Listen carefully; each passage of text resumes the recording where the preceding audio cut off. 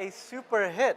And of course, we are now with Derrick Heng, the CMO of Telkomsel and host of the event. And of course, to talk about quite a few things in Telkomsel's development. But Derrick, thank you so much for taking the time to chat with us here at C today.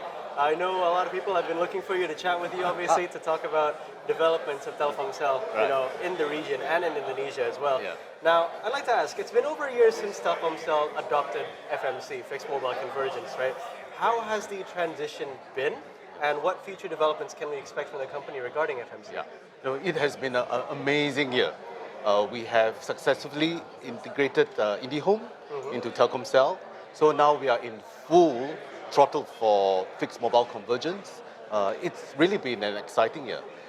Just to share some numbers, when we took over IndiHome from Telkom a year ago, the multi-product holding, where customers have mobile and fixed broadband, was about 37% of our customer base. It has grown 10% year on year. Wow. To 47%. So that's really on track with our strategy to get more customers on board with us.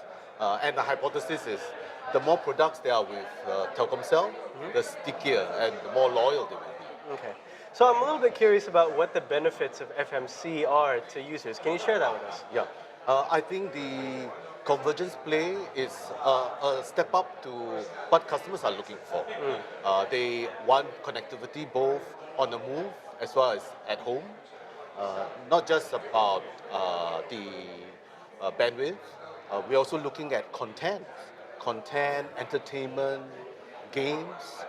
That convergence for customers wanting on the mobile as well as the TV, the big screen at home. So I think that converged play plays out very well for customers who want content anytime, anywhere. Okay, that's very interesting. But of course, FMC hasn't been the only development that's been going on within Telkomsel. I'd like to take you back about 4 years ago, or 3 years ago, I should say, when Telkomsel introduced 5G to Indonesia in 2021. How would you say the rollout has progressed, and what impact has it had on users and the telecom landscape in Indonesia? I think 5G for us, we have deployed in places where we think that it matters. Okay. In cities such where we look at 5G handset penetration is high, and our customers which are very predisposed to high bandwidths, massive connectivity, and low latency. Right. So, in fact, last month we've launched Hyper 5G in the Bali island, and customers can enjoy 200 Mbps on mobile. Right, so imagine the opportunities with such hyper connectivity. And we are very proud. In fact, there was a use case where the surgery was done remotely. Right, so there was tele-surgery done remotely that's supervised and managed in Bali for an actual surgery in Jakarta. Right, so I think this is first in the region. That is fantastic, because obviously that shows an application that not only can everyday users and consumers use 5G for that for their own purposes, but also for professional purposes as well. Exactly. Yeah. Exactly. But let's roll back, looking back a little bit to FMCs. Obviously, 5G is a part of that. But another part of FMC, I think, is Telkomsel's IPTV brand, which is IndiHome, right? Obviously, it has gained quite a bit of traction in recent years, but how do you see the role of IPTV, and particularly in Telkomsel's case, IndiHome, evolving in the future, particularly with the rise of OTT platforms as well? Right, yeah. First, from a connectivity perspective, I think there is a lot of opportunities for fixed broadband or the home broadband in Indonesia. Okay. We are at best 15% penetration as compared to our neighboring countries, which is, like, for example, in Philippines, it's about 35%, right? So I think there's opportunity for growth. And with that growth, we want to bring content that's relevant to customers. So I think linear TV, which is like IPTV, still remains relevant for customers who want and appreciate quality content on the big screen at home. Okay.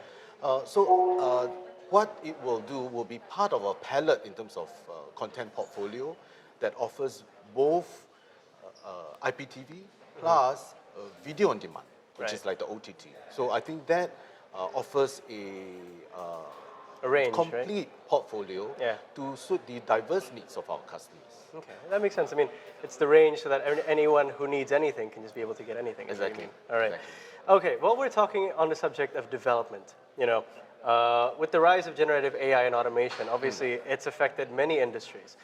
But how is Telkomsel adapting its operations and services to integrate these technologies into its operations and into its strategies as well, Yeah. sir? No, we are very proud to say that, in fact, we are one of the global use case to have Gen AI deployed in customer support. Right? As you have known, Veronica was Right. our chatbot prior to Gen AI. It has always been with us, but it is perhaps very transactional in terms of interaction with customers. Nothing more, nothing less. But with Gen AI, now the engagement with customers is a lot more conversational, a lot more contextual. In fact, now with the introduction of Gen AI to Veronica, 80% is handled by Veronica in terms of customer resolution. Really, 80%? Wow. And that leaves the 20%, which are perhaps more complex cases to be handled by our customer agents. Right? So that efficiency is quite a game changer. Yeah. I'm a little bit curious, if I may ask, about the feedback that customers have given to you guys, because has it been positive, and perhaps has it been so positive that they didn't even realize that they're talking to an AI? Exactly. Wow, really? Yes, because it's so intuitive, it is even able to adapt to local colloquialism. Oh, okay.